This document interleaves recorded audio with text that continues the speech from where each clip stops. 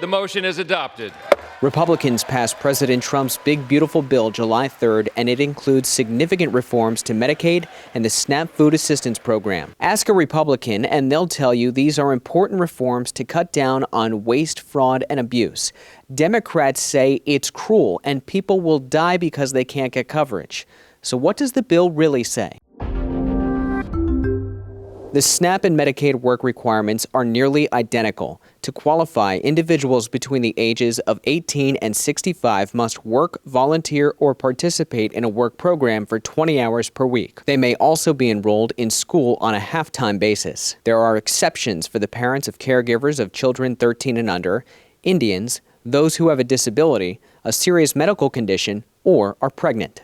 This disgusting abomination, the GOP tax scam, that guts Medicaid, rips food from the mouths of children, seniors, and veterans, and rewards billionaires with massive tax breaks. Now, if you choose not to work, if tomorrow you say, you know what, I'm going to get free health care from the government, I'm just not going to work anymore. No, you're not going to get free health care from the government. You're going to actually have to work if you're able-bodied without dependents.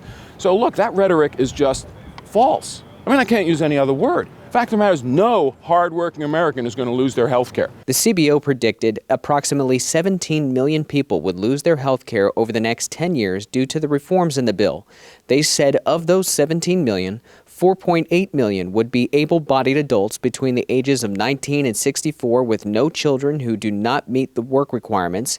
1.4 million would be individuals who don't meet the citizenship requirements, and 2.2 million would become uninsured due to the other provisions, like more frequent verifications on eligibility. If someone in your district came to you and said, I think that my Medicaid care has been reduced because of this bill, what would your response be to them? Well, the first thing we do is go and make sure that they're not mistaken, right? Because a lot of false information out there about how these cuts impact people. So the first thing I would do is the case work that we do all the time, and that's make sure people get the benefits that they deserve.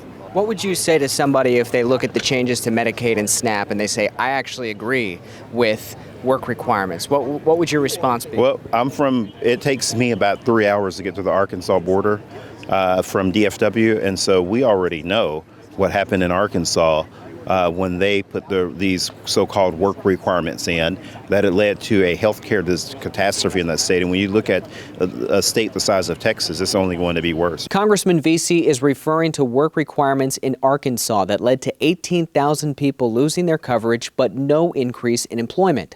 Now, states will have to come up with their own requirements that fit the new federal guidelines, and they'll have to be implemented by January 2027.